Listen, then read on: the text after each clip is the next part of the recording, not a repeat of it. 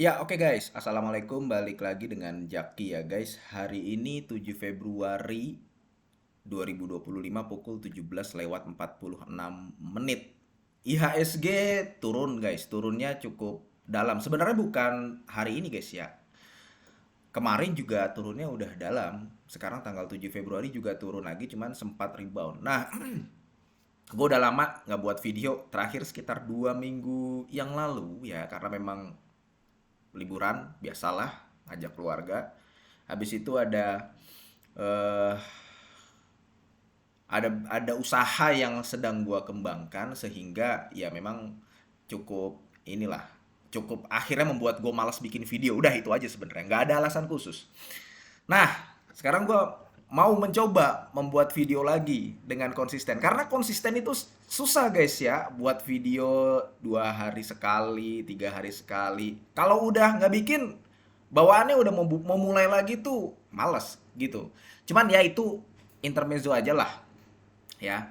Sekedar awalan aja. Pada dasarnya gini, yang mau gua sampaikan adalah sekarang IHSG itu lagi roboh.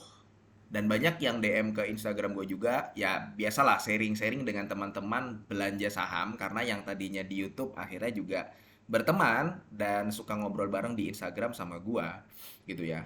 Bang, ini gimana? Apa gua pindah ke saham US? Apa gua pindah ke kripto? Apa gua pindah ke investasi di tempat lain gitu ya? Kalau misalkan memang lu paham, nggak apa-apa, coba aja. Tapi gini, kalau gue pribadi ya ngelihatnya saham Indonesia, pasar saham Indonesia ya, memang saat ini dipenuhi oleh banyak sentimen negatif. Sentimen negatifnya apa? Ya kayak asing, asing lepas BCA, BMI, BMRI ya, Big Bang lah, BBRI sampai BBRI itu turun di bawah 4.000. Dan mereka kalau melepas mau buang barang itu nggak bisa dalam waktu seminggu, sehari, 2 hari. Karena mereka punya banyak duit di situ. Kalau misalkan memang benar-benar mau cabut, ya mereka harus perlahan-lahan keluarnya. Makanya memang merahnya udah dari beberapa waktu yang lalu.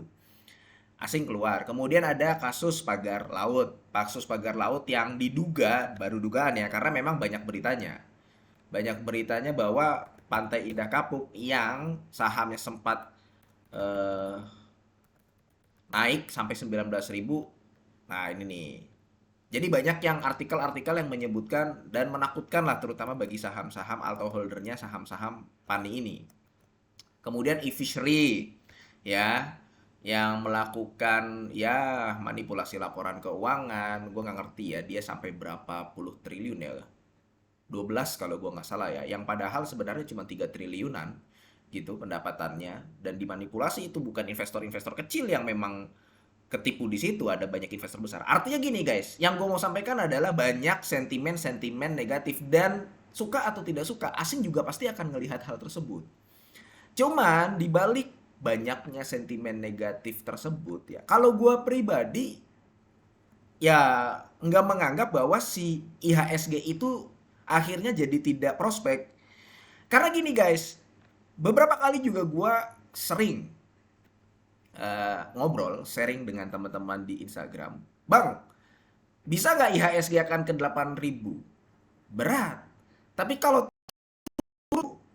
sangat bisa. Kenapa? Karena sebenarnya IHSG itu ditopang oleh apa? Ini data dari statistik IDX per tanggal 6 Februari ya.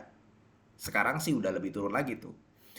IHSG beberapa waktu belakangan ini, dalam 1 atau 2 tahun belakangan ini, terutama 2023-2024, itu ditopang oleh saham-saham kayak Brand, TPIA, kemudian AMMN, kemudian apalagi PANI. Bahkan Astra terlempar dari sini. Unilever, oke lah, dia memang secara kinerja nggak bagus. Labanya turun. Artinya apa? IHSG itu sebenarnya ditopang oleh saham-saham yang kalau berdasarkan matematis harganya tidak di situ. Paham sampai sini guys ya? Saham itu bisa bergerak tidak hanya berdasarkan hitungan matematik. Betul ada yang menggerakkan saham. Tapi kalau berdasarkan hitungan matematis, brand ini seharusnya nggak di situ. Pani, kemudian AMMN di angka 10.000 sampai 11.000, kemudian TPIA, coba lihat pairnya gitu ya. Dan pada saat 1-2 tahun belakangan ini, pasti banyak yang mengatakan ya fundamental is dead gitu. Cuman, ya inilah yang gua katakan sama beberapa teman-teman yang di Instagram. Kalau naik ke 8.000 bahkan sampai 9.000, kecil kemungkinannya, tapi kalau turun besar kemungkinannya. Kenapa? Karena memang IHSG ditopang oleh saham-saham yang seharusnya tidak berada di situ. Ya karena sekarang sentimen negatifnya pun beberapa melibatkan saham-saham ini, terutama kayak Pani gitu ya.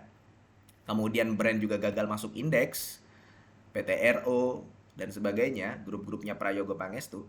Ya wajar apabila yang selama ini saham-saham tersebut menopang IHSG sampai di atas 7.000, ketika adanya sentimen negatif, ya turun.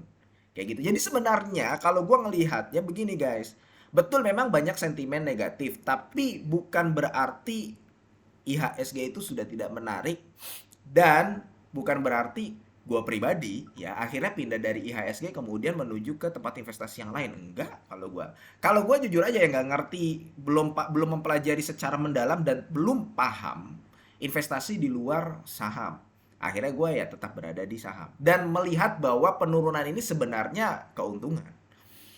Nah, tadi kan gue bilang bahwa saat ini kalau gue melihatnya IHSG itu ya memang turun ke nilai wajarnya.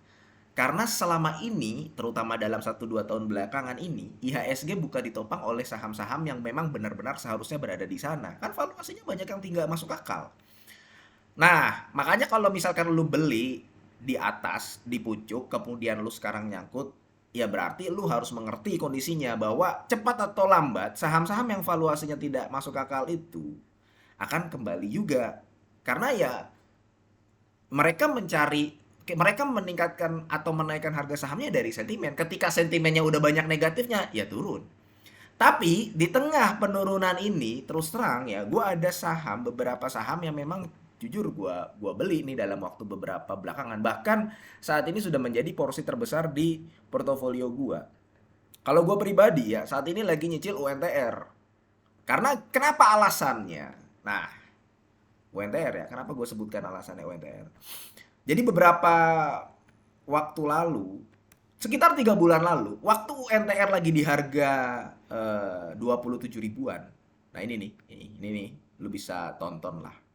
Ini gue buat perjalanan menuju 50% pendapatan non batubara. Sebenarnya nggak ada alasan khusus kenapa gue juga cicil UNTR saat ini. Alasan yang paling gampang adalah dia mau bagi dividen di bulan April. Iya kan? Kemudian tadi gue bilang, bahkan saat ini porsi UNTR udah lumayan besar di portofolio gue karena gue perlahan nyicil. Nah, alasannya karena dia mau bagi dividen di bulan April. Kemudian yang kedua adalah gue suka dengan perusahaan yang manajemen yang ngomong A, perusahaannya juga melakukan A. Perusahaan seperti UNTR, manajemennya itu mengatakan bahwa dia dalam waktu beberapa tahun mendatang, targetnya itu di tahun 2030 ya guys ya. Pendapatannya itu revenue-nya adalah 50% batu bara dan 50% non batu bara. Dan kalau lu lihat di laporan keuangannya, perlahan dari beberapa tahun belakangan memang pendapatan non batu baranya lama-lama meningkat. Kenapa? Karena si UNTR ini melakukan diversifikasi. Kayak begitu guys. Jadi mungkin banyak sentimen negatif di Astra internasionalnya. Mungkin ya. Investor asing juga melihatnya, wah apalagi BYD lagi bangun pabrik di Subang. Cuman kalau gue nggak melihat sentimen yang negatif yang besar seperti Astra. Jadi kalau misalkan disuruh memilih antara United Tractor atau Astra saat ini ya gue milih cicil UNTR-nya karena gue juga lagi beli. Gue bukan bermaksud untuk ini ya guys ya. Untuk pom-pom ya. Karena ngapain juga UNTR gue pom-pom. Yang jelas adalah ya ini video pertama yang gue buat setelah beberapa hari liburan. Kemudian itu yang pertama.